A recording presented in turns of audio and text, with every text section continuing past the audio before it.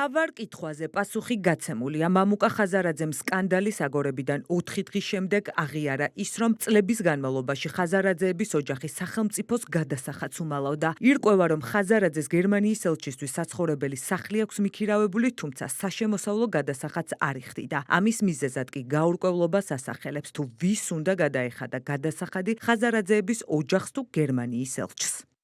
საკითხი ეხება გერმანიის ელჩისა და ჩემი მეუღლის სახელზე არსებული უძრავი ქონების ქირავნობის ხელშეკრულებას, რომელიც გაფორმებულია და რეგისტრირებულია კანონის ყველა წესის დაცვით. თუმცა ჩვენ მიერვე წინა კვირას აღმოჩენილი იქნა ბიუჯეტში გადასახადის საკითხი, რაც წყაროსთან დაბეგვრ არ დაბეგვრის გაუგებრობამ გამოიწვია. ჩვენივე მიმართვის საფუძველზე საგადასახადო სამსახურში მოხდა შესაბამისი რეგისტრაცია და ბიუჯეტი სრულად იქნა გასუმრებული, რითაც საკითხი სრულად ამოიწურა. კითხვებზე პასუხების გაცემა ხაზარაძემ მას შემდეგ გადაწყვიტა, რაც საზოგადოებაში აჟიოტაჟი ატყდა. საკითხით კი შემოსავლების სამსახური დაინტერესდა.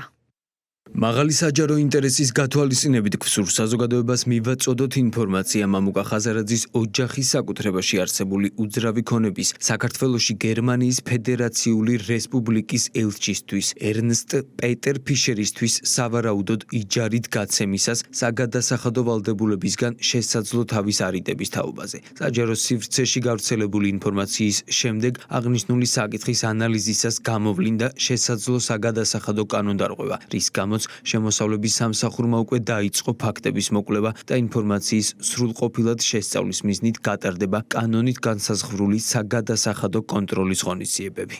რის საფუძველზე ცხოვრობს გერმანელი დიპლომატი ოპოზიციონერი პოლიტიკოსის ოჯახის კუთვნილ სახლში, პასუხი ვერც მამუკა ხაზარაძის პარტიიდან მივიღეთ. სანამ ლელო კითხვებს გაურბის, მანამდე ნაციონალური მოძრაობა საკითხვის იმგვარად წარმოჩენას ცდილობს, რომ თითქოს დიპლომატი კერძო პირია. ამიტომ ელჩი ფიშერის მიერ ოპოზიციის ლიდერისგან სახლის დაქირავებაში პრობლემას ვერ ხედავენ. როგორც ფაქტი, ეხა მამუკა ხაზარაძე რა ფარცხლობს და ვის დაქირავებს, ჩემი გონება ამაზე ორიენტირებული არ არის. კერძო პირმა მიაქირავა კერძო პირს. დარწმუნებული ვარ, ქართულ ოცნებას ეყოლება უამრავი ზე გონებრივი შესაძლებლობების მქონე საერთაშორისო საკითხების ექსპერტი და მათ კითხეთ. ეჭვები, რომ საქმე პოლიტიკურ კორუფციასთან გვაქვს, კიდევ უფრო გაზარდა მამუკა ხაზარაძის ადვოკატების სახელით გავრცელებულმა განცხადებამ. სადაც ნათქვამია, რომ გერმანიის ელჩს ხაზარაძეების საცხოვრებელი სახლი იჯარით გადაეცა და ამის დამადასტურებელი ნოტარიული ხელშეკრულება არსებობს. გამჭვირვალობის იმიტაციისთვის განცხადებაშივე მითითებული იყო ხელშეკრულების ნომერი, თუმცა სანოტარო აქტის ინდივიდუალური ნომრის გარეშე, რის გამოც შეუძლებელია კონკრეტული ხელშეკრულების არსებობა არ-არსებობის ფაქტის გადამოწმება. ლელოში თქვეს, რომ განცხადების ერთ-ერთი თანაავტორი ზვიად კორძაძეა, თუმცა ადვოკატმა გამოქვეყნებულ განცხადებასთან რაიმე კავშირი უარყო. მამუკა ხაზარაძის პარტიაში ამ დრომდე არ ამბობენ, თუ ვინ არიან განცხადების ავტორი ადვოკატები. გუშინ გავრცელდა მამუკა ხაზარაძის ოჯახის ადვოკატების განცხადება, თუმცა არ იყო მითითებული ვინაობები ადვოკატების. შეგიძლიათ რომ გითხრათ სახელები და გვარები? არ ვიცი, რამდენიმეა. ერთ-ერთი ზვიად კორძაძეა მაგალითად. სხვები არ ვიცი. და რატომ არ იყო მითითებული ამ განცხადებაში სახელები, ანუ ხომ არ მალავთ ადვოკატების ვინაობას? რა არის დასამალი? მაშინ რატომ არ იყო კონკრეტული ერთი მაინც მითითებული, ანუ გავრცელდა ესე განცხადება? ადვოკატები არის მითითებული. რო გითხრა მაშინ სახელები? არ ვიცი, ხო გეუბნები, ერთ-ერთი ნამდვილად არის ზვიად კორძაძე. ბატონო ზვიად, მამუკა ხაზარაძის ოჯახის ადვოკატების განცხადებასთან დაკავშირებით კი რეკავთ და მაინტერესებს, თქვენი განცხადება ხომ არის, რომელიც გავრცელდა მამუკა ხაზარაძის ოჯახის ადვოკატების სახელით და თქვენც ხომ ხართ? ჩვენ დავრეკეთ ლელოში და დაგვიდასტურეს, რომ თქვენ ხართ ამ განცხადების ერთ-ერთი ავტორი.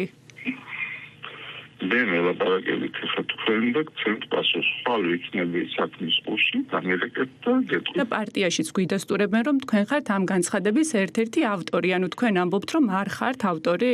დიახ. მამუკა ხაზარაძისგან თაღლითური სქემები გასაკვირი არ არის მართველი გუნდისთვის. გერმანიის ელჩის არადიპლომატიურ ქცევასა და აშკარად მიკერძოებაზე მიუთითებენ საპარლამენტო ოპოზიციაში. არის ამ საკითხში რამოდენიმე ასპექტი. ელჩი აძლევს თუ არა ინფორმაციას ბერლინს იმასთან დაკავშირებით, რამდენი უჯდება აი ამ შენობის ქირავობა, ეს ერთი და ემთხვევა თუ არა ეს თანხა აქ საქართველოში გამოქვეყნებულ დოკუმენტებს. აბსოლუტურად არ არის ცნობილი. იხდის თუ არა ამ შემოსავლიდან ხაზარაძის ოჯახი სახელმწიფოს ბიუჯეტში. უცნობია ბნელით არის მოცული. მაგრამ რაც მთავარია, ყველა შემთხვევაში იკვეთება პოლიტიკური ასპექტი, რომელიც სრულიად შეუსამოა ელჩის საქმიანობასთან კონკრეტულ ქვეყანაში. ანუ უპატივცემულობა ქვეყნის მიმართ გამოიხატება იმაში, რომ შენ კონკრეტულ პოლიტიკურ ლიდერთან ხარ გარიგებაში, გარკვეულ თემასთან დაკავშირებით, კომერციულ თემასთან დაკავშირებით და ამავე დროს მასვე პოლიტიკურად უჭერ მხარს. როდესაც ბატონ ფიშერზე და შემდეგ ბატონ ხაზარაძეზეა საუბარი, აქ უკვე ასე ვთქვათ, პოლიტიკური манипуляცია, მისი ქმედებები, ბატონი ელჩის იქნება თუ ბატონი ხაზარაძის, ეს აბსოლუტურ კორელაციაშია ერთმანეთთან და საერთოდ არ არის გასაკვირი, როდესაც ხედავთ კიდევ ერთხელ კონვენციის დარღვევას, კიდევ ერთხელ პირდაპირ პარტ-მუშაკის ასე ვთქვათ, განცხადებებს ელჩის მხრიდან, შემდეგ ბატონი ხაზარაძის და მისი გუნდის დესტრუქციულ განცხადებებს, რა გასაკვირია, რომ აქ იკვეთებოდეს თაღლითობის კიდევ ერთი კომპონენტი იმ დიდ თაღლითობასთან, რომელიც თაღლითობას მათ ჩაიდინეს ქვეყნის და არა მხოლოდ ქვეყნის წინააღმდეგ. დიპლომატი ქირაობს უძრავ ქონებას ისეთი ადამიანისგან, რომელიც არის საჯაროდ ცნობილი,